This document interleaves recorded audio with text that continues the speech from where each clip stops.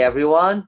Um, I'm a little frazzled. I was rushing to get back home to get set up for this interview, but I had to go out and do some shopping. So there was the lineups and everybody out there, what have you. So I'm a little rushing and a little frazzled. So don't mind me. But while I was going through all of that, I was thinking, you know what? What's a little inconvenience when we all could protect ourselves and protect one another and hopefully get over this as soon as we can or as fast as we can. So yay. But let's get it on with the fun stuff. Your host here, I'm Antoine, and this is Cowboy. There's Cowboy. Say hello. And today I have someone really, really funny. The one and only Carla Collins is in the house. Let me bring her on. Hi, Carla. Hi, Antoine. How are you? Hi, Cowboy. Hey. And introduce us to your pop. This is the one and only Dr. Zira. Hello, Zira. Oh, that's so cute. I love people who love dogs. I don't know where I stop and where Dr. Zira starts. Because we've been inseparable. My bigger dog passed away a few months ago, so now it's just us girls here. Oh, yes, Yeah. she's lovely. She's lovely. Well, welcome to the show, Carla.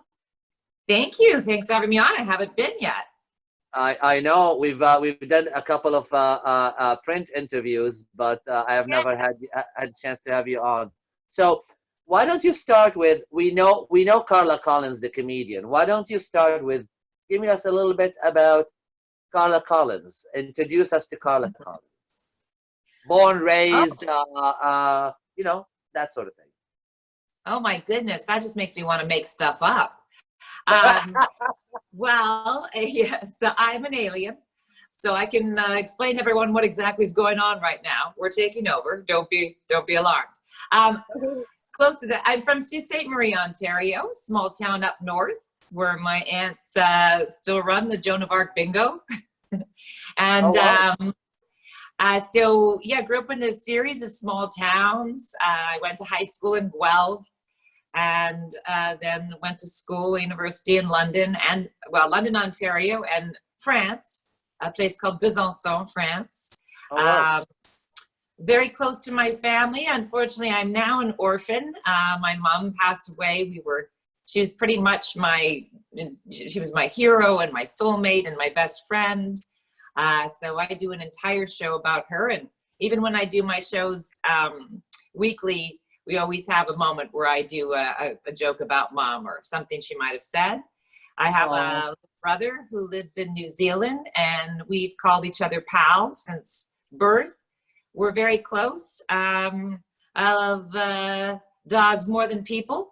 And I started dancing at a very young age, at like 2.5 years old. And right now, before the shutdown, I teach about 8 dance classes a week at Gold's Gym. So I'm still dancing. Oh, really? I did not know you do that. How long have you been doing comedy? Well, really seriously, I've been doing comedy since about 2011, 2012, where I kind of went into it full on. I've been dabbling, but I did lots of radio and TV, so it was always my first love. Beautiful. Tell us something about what you're working on, a project you're developing, something you're doing these days. I know you're doing some live shows, so you can tell us about those as well. But what else are you working on? Well, just before the shutdown, David Steinberg, who you probably know, he's quite a Canadian legend and icon, a very famous older comedian who, directs Curb Your Enthusiasm and I think has the record for the most appearances on The Tonight Show. He is producing my comedy special, so whenever we can gather again, that's what I was working on prior to the shutdown. And also I've created something called Comedic Meditation.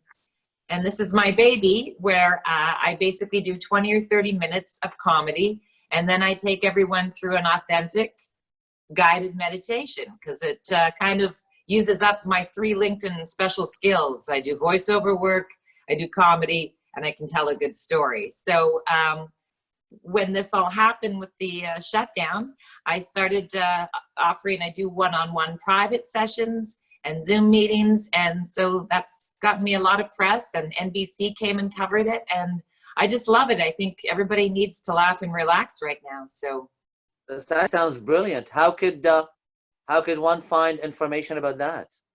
well, we just launched the website, so comedicmeditation.com. And I've also been doing shows every week on Facebook. Every Thursday, I do an hour-long Quarantine Queen comedy happy hour. So you can drink along with me, and those have been great. I think Those people... were funny. I know. I stopped by a couple of times. yeah, awesome.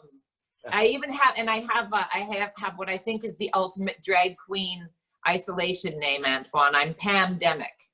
I love it. Good one. So yeah, so Beautiful. Well, what's interesting about what you do? Tell me something interesting about what you do. What makes it interesting? about making people laugh. Well, well, when we used to be able to gather in crowds, it was immediate, instant gratification. You know, it's obviously it's a very powerfully emotional time right now. This is very strange times we're living through. People are both literally and metaphorically isolated. So I think laughter is a great tonic. It releases endorphins. It bonds us. And as I say, it's a release, and I'd rather laugh than, because crying makes my eyes puffy, and I'm as deep as a lunch tray. I try to. So I got emotional last night. I almost didn't do the interview. So you know, for me, I just I find it interesting because no comedy show is ever the same, and I have, you know, the attention span and boredom threshold of a toddler, so that works for me. And I just want to make lots of money and save dogs. Pretty simple gal. All a great vision. So, what makes something? What's funny? I know you're funny. I know Carla is funny. But what's funny? What makes something comedy? I know. I heard before from comedians that comedy comes from tragedy. Where does comedy come for Carla?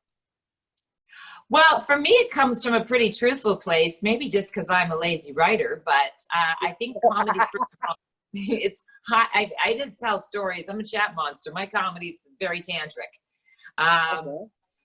But I'd say that really, because it's so subjective, it just depends what tickles you. I think the key to a joke is to find something that's wildly universal so that everyone understands, but is highly original.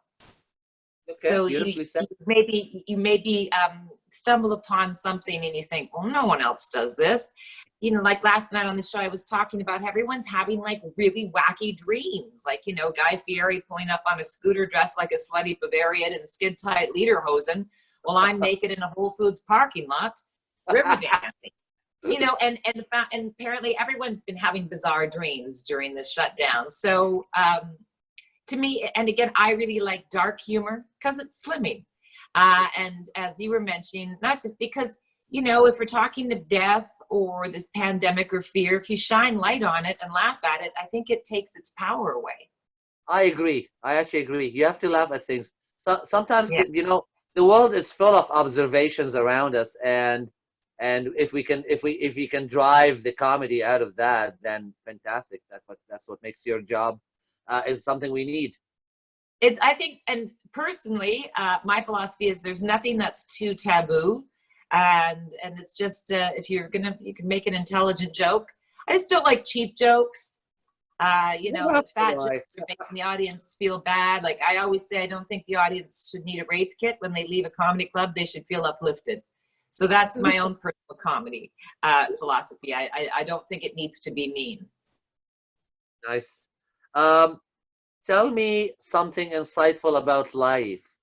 A little bit of wisdom from you. Oh my gosh. You're asking this by a woman who, you know, earlier was lying on the couch that's missing a leg in a pair of Cheeto stained sweatpants and wearing a, you know, my bathing suit top for a bra. I think the philosophy, I always derive a lot of my philosophies from stuff my mom would say.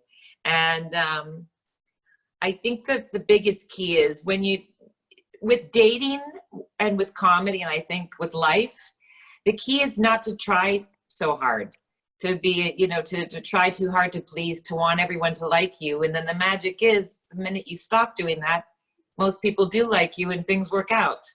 I think we force a lot of things. And sometimes we just have to sit back, breathe, relax, and just be ourselves. I really like. Very nice There's message. only one, I like yeah, it. there's only one you. So the other thing is, I really love what Einstein said when they said, "Why are we here?" And he said, "To serve others." So if you keep that in mind and you get out of your own head, and if you're feeling down, there's always somebody that could use some help or an encouraging word, or a dog who needs saving. I think that's another good insight. That's I don't know. beautiful. Yeah, no, that's very nice, Carla. My co-host is trying to bite me. He's nipping at my hand. Uh, Aw. he's I'm he's trying saying, to bite you too, Anton, but I can't because we're. how are you spending your time during COVID? You're doing some shows, but how are you spending time with you've got a partner, married? I'm not married, but I know it looks like I'm in a giant playpen right now in my loft. I'm spending time in Los Angeles, and I do have a quarantine buddy, my older gentleman lover, as I call him on my shows. So that's been nice to have someone to go through this with, because weird times, and nice to have a warm body when I'm doing these shows, because he's laughing and keeping me in line. So you have somebody good. I've been very busy actually, writing, doing a lot of comedic meditations and a lot of I'm doing 2 virtual shows tonight. So Tonight? Okay. Guys, this might not happen on the same day that you see the episode, so keep watching Carla's feeds and befriend her and follow her, and you will find out when she's doing her next show. So I'm gonna put you on the spot now. We talked about this. You're gonna have to sing "I Will Survive." Anybody who comes on this show has to sing "I Will Survive." oh my good, I mean, a great song for our times and all, but you know what, although I'm a terrifically talented gangster OG rapper, I really can't sing whatsoever, but I don't even know if I know the lyrics. Rap "I Will Survive." All right, so now you're back. Walk out the door, just turn around now. You're not welcome here no more. I will survive. That is perfect. I love it. Good. So we've got this week I also interviewed Jonathan Antoine, a tenor from England. So I did more of an operatic version of it. So we're getting all sorts of versions of the song. I'll send them to Gloria Gaynor at the end. Absolutely. First I was afraid, then I was petrified. So thank you this far. We're going to say goodbye. Everyone, watch our past full episodes of the show on YouTube. Make sure to subscribe, all that sort of stuff. Like us on Facebook. We're on Facebook.com. Visit on the couch, and feel free to share the love. Any last words, Carla, before we? Yeah, I just want to say, everybody stay safe and healthy and reasonably sane, and try to keep laughing. It's just all part of our human experience. And, I think people have been amazing. There are a lot of angels and heroes emerging during this. So hang in there. Hang in there. Great message. And foster a dog. This is a great time to get a dog. Absolutely. Get a rescue, get a stray, help somebody, help a dog. So yeah. Be well, everyone. Love you, and love you for watching. And yes, I think I'm gonna be eaten alive by a dog if I don't go. So thank you, everyone. Thank you, Carla. Be good. Bye. Thank you, Antoine.